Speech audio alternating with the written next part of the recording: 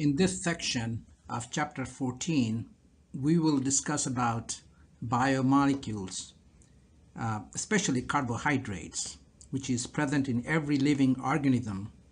We'll talk about classification. Then I'm going to define what Fischer projection is, and we'd confine our discussion to 1 and 2 chirality centers. Just to refresh your memory on chirality center is that center which is bonded to 4 different groups around. So we'll give you examples of that. In this slide, we're going to explain to you what carbohydrates are. They are polyhydroxy aldehydes and polyhydroxy ketones. Polyhydroxy means OH groups, like in this example, which is called glyceraldehyde, having one chiral center. This is the chiral center or chirality center. That carbon has 4 different groups bonded. Hydrogen is one of them, OH is another one, CH2OH group is the third one, and CH double bond O is the fourth one. So this is an example of polyhydroxy aldehyde, because this is CHO, which is aldehyde group, and having one chirality center. So polyhydroxy aldehyde or ketone would be carbohydrates, and this is the smallest such carbohydrate. Other examples could be glucose, fructose, sucrose, glyceraldehyde, and of course this is the glyceraldehyde. In next section we talk about carbohydrates with 3 and 4 chirality centers.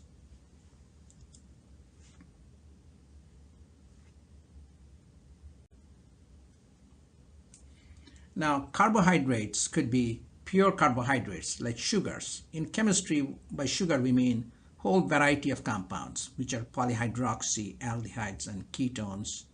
And a starch is a polymer of sugar, one of those monomers, like it could be glucose, 2 glucose, 3 glucose, all they can be bonded back to back. Similarly, cellulose, commonly we call it fiber. It also would have a number of glucose units bonded together, but they're bonded differently so that one becomes starch, the other one becomes cellulose. Modified carbohydrates found in living cells. For example, in DNA, you'd have deoxyribose. Ribose is one of the sugars or carbohydrates. It has one oxygen missing. That's why it's called deoxy. Deoxy means oxygen missing. So that is part of modified carbohydrates. So you can have pure carbohydrates as well as you can have modified carbohydrates. Now about the synthesis, plants always synthesize one of the carbohydrates all the time, which is glucose. Now during photosynthesis, carbon dioxide and water, it makes use of carbon dioxide and water and sunlight. Of course, then you need to have the leaves. Leaves have chlorophyll, and that's going to convert carbon dioxide and water into glucose. This is C6H12O6. As I just mentioned to you, glucose molecules, when they're bonded back to back, in one way, it's going to form starch. In another way, it's going to form cellulose. So it's the same glucose units bonded differently would give you 2 different polymeric units. They're called polymers because many of these smaller units, it's called monomer, like glucose would make one monomer or one building block, and many of those bonded back to back would give you starch or cellulose.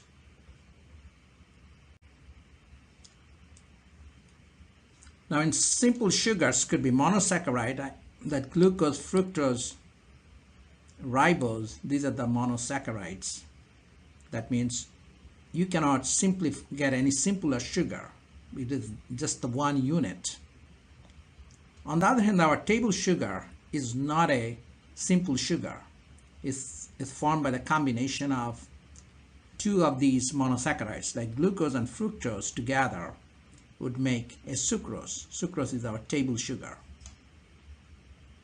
And of course, if you hydrolyze that, it would break down into glucose and fructose. So monosaccharides are those simple sugars which cannot be hydrolyzed or broken down into simpler sugars, because these are the simplest ones. And as I mentioned to you that you may have a functional group of CHO, aldehyde group, and it's called aldose, or a ketone group which is called ketose. Now polysaccharides,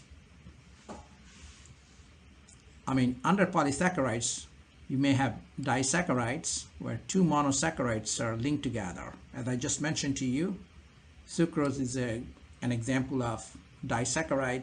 Similarly, three such monosaccharides or monomers can combine together to give trisaccharides, and raffinose is one such example.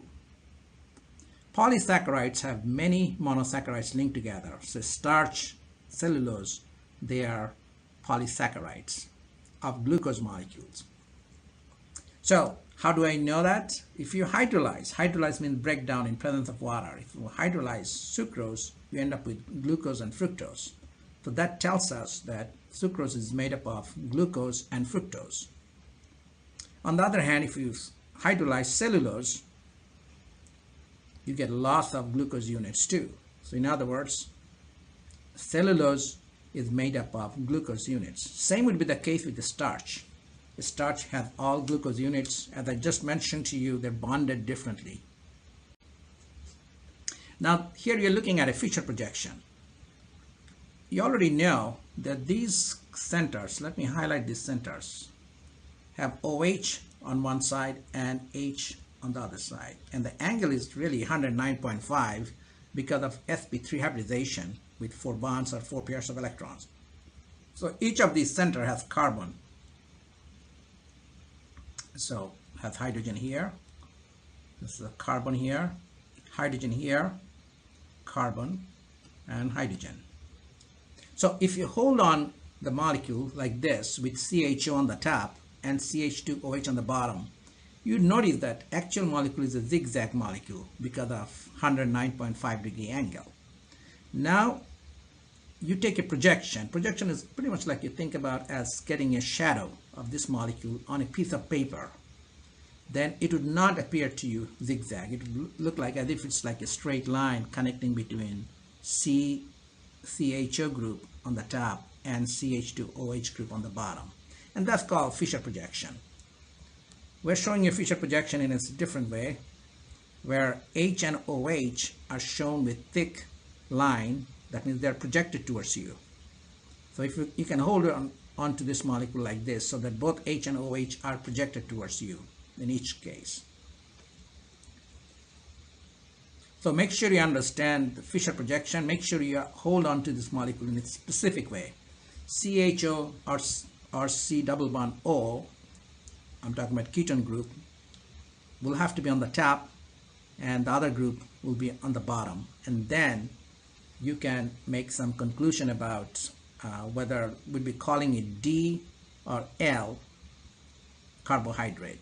And we'll explain that later. Now this is an example of D sugar. And to be more exact, D-glyceraldehyde. Again, this carbon we're showing with has hydrogen on this side, other side. This is the chiral center, and this compound has only one chiral center. Its mirror image would give you L-glyceraldehyde. So keep that in mind. The D-glyceraldehyde, when it's reflected, would give you L-glyceraldehyde. Now, what makes D or L? This OH.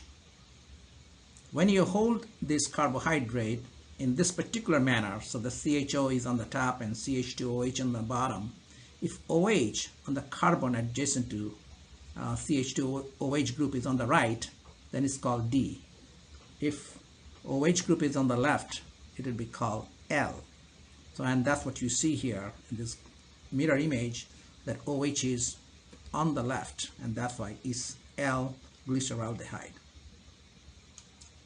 So read this carefully so that you understand what D and L is. Keep in mind this D, L are referred to the bottommost chiral carbon and on what side OH is directed.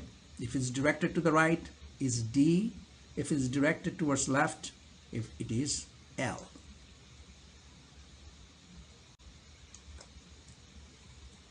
Now if there is one stereoisomer or chirality center, there'll be two isomers. We discussed that before, but let me refresh your memory again.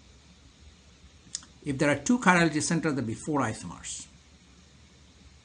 Okay, keep in mind that one isomer obviously would come from the other one because of the mirror images to each other.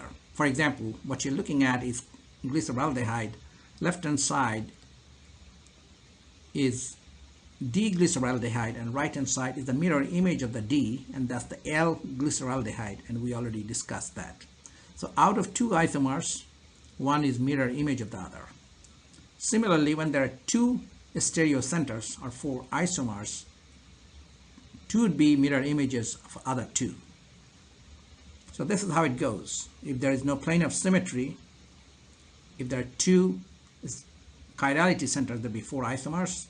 For three chirality centers, there will be 8 isomers. So this is how it goes. So half of them will have D configuration and the other half will have L configuration between the mirror images of those D configurations.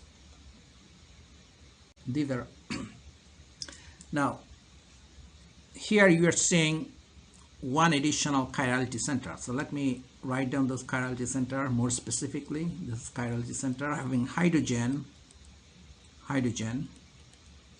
So this has this as a chirality center, this has the other chirality center. So it should have altogether 4 isomers because it be 2 to the power 2.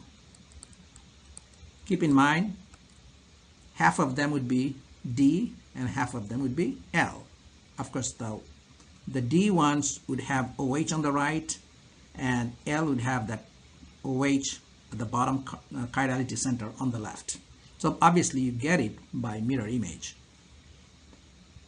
So this is called, the one that you're looking at is called erythrose. D erythrose and right hand side is L erythrose. These are also called aldo tetroses. Aldo means aldehyde group. Tetroses means there are 4 carbons. You can see the bottom one is one of them.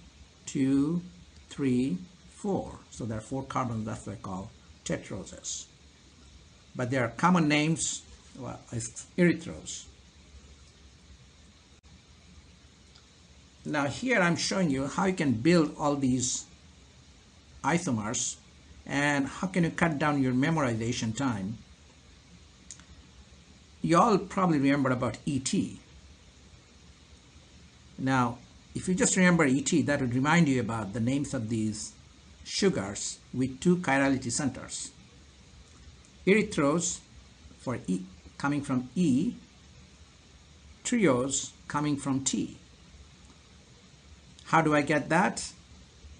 Remember, it's D, so this carbon, the bottom carbon must have OH on the right. The bottom carbon must have OH on the right. So you know that this is going to be same for both D erythrose and D triose. So how are they different then? The top carbon, top chirality center. This is the top chirality center with 4 different groups bonded. This one has OH on the right, that's D. Erythrose has OH on the right for the top carbon, and D triose has OH on the left. That's how you get 2 different isomers, ET.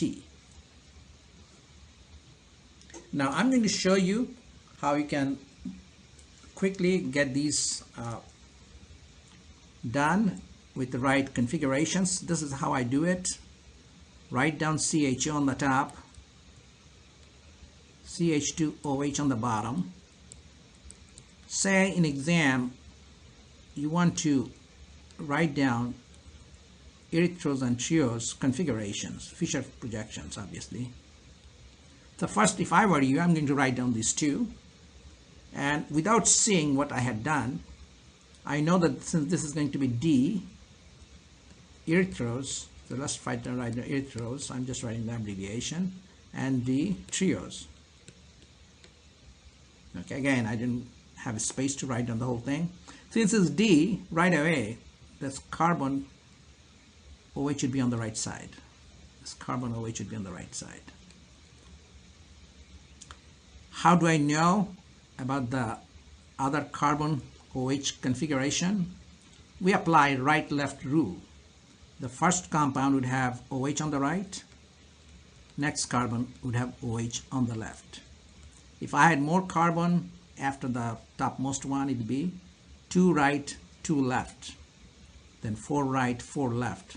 So that's how it goes. So at this point, I would stop here by saying that this is how you could get D erythros and D trios.